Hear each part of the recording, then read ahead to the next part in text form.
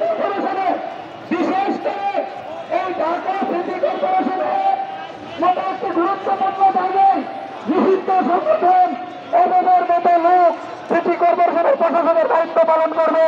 সেই উপলক্ষে ঢাকা মহানগর উত্তর গণ অধিকার পরিষদ একটি বিক্ষোভ সমাবেশের আয়োজন করেছেন। উক্ত বিক্ষোভ সমাবেশ এখনই শুরু হতে যাচ্ছে।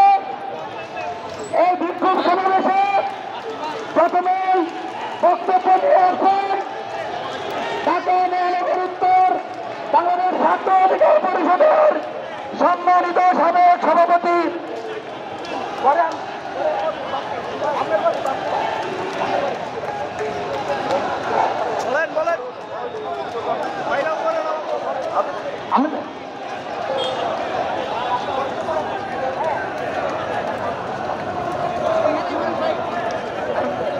এই মুহূর্তে বক্তব্য নিয়ে আসছেন বাংলাদেশ ছাত্র অধিকার পরিষদ ঢাকা মহানগর উত্তরের সাবেক সভাপতি জনাব আবির হোসেন সবুজ, জনাব আবির ইসলাম সবুজ।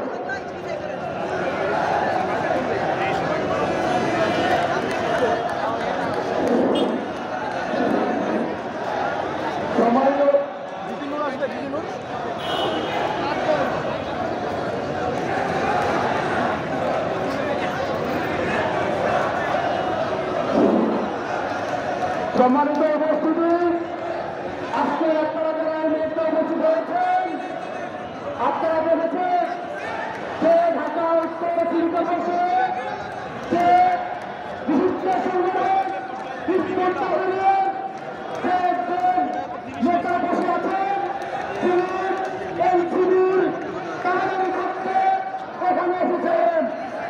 আপনারা দেখেছেন এনসিবি আওয়ামী লীগের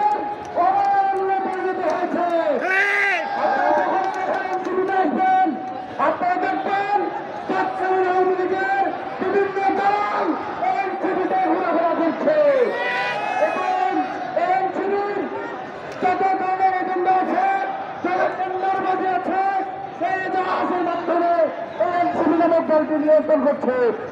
আপনারা জানেন লোকাল প্রশাসন যাদেরকে নিয়োগ দেওয়া হয়, এই লোকাল প্রশাসন এদেশের খেটে খাওয়া মানুষ এবং দেশের উন্নয়নে কাজ করার জন্য বসে।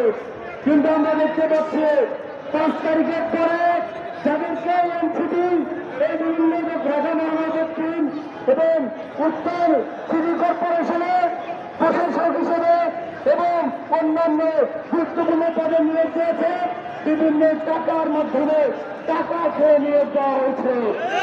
আমরা এনসিপি তথা উদাসকে বলে দিতে চাই, আজকে নিষিদ্ধ সংগঠন হিজবুত তাহরিরের একজন সক্রিয় কেন্দ্রীয় নেতা ছিলেন।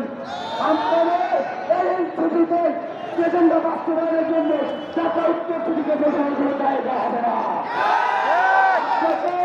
আমরা এই ঢাকা উত্তর সিটি কর্পোরেশনে অবাঞ্ছিত ঘোষণা করলাম, এই বাংলায় হবে না, এই জাতের ঠিকানা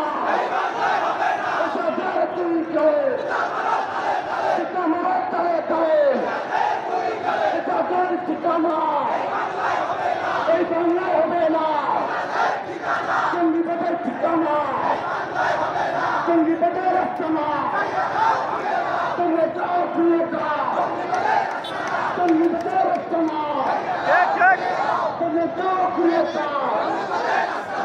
আমরা বলতে চাই বাংলাদেশে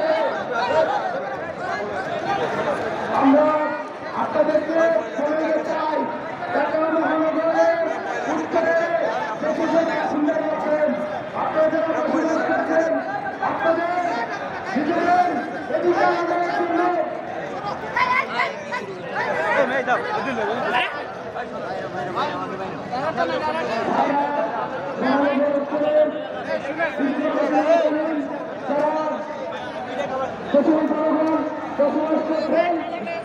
আপনাদেরকে বলতে চাই, আপনারা এই দেশের সুনাগরিক এবং আপনারা যে 17 বছর যে অমানবিক নির্যাতন সহ্য করেছেন, সেই বৈষম্যের মধ্যে ছিল এই এজাজ সেই বৈষম্য কায়ম করতে হয়ে গেছে। আমরা চেক করা মূল্যে এই রাষ্ট্র রুখে দেবে এবং এই রাষ্ট্রে আগামী দিন থেকে আর এখানে প্রবেশ করতে দেওয়া হবে না। যেখানে আছেন লাগাত টাকার অবস্থান কর্মসূচি এখানে আমরা পালন করবো যতক্ষণ পর্যন্ত এই এটা সেখানে আছে ততক্ষণ পর্যন্ত এই আন্দোলন চলবে। ধন্যবাদ।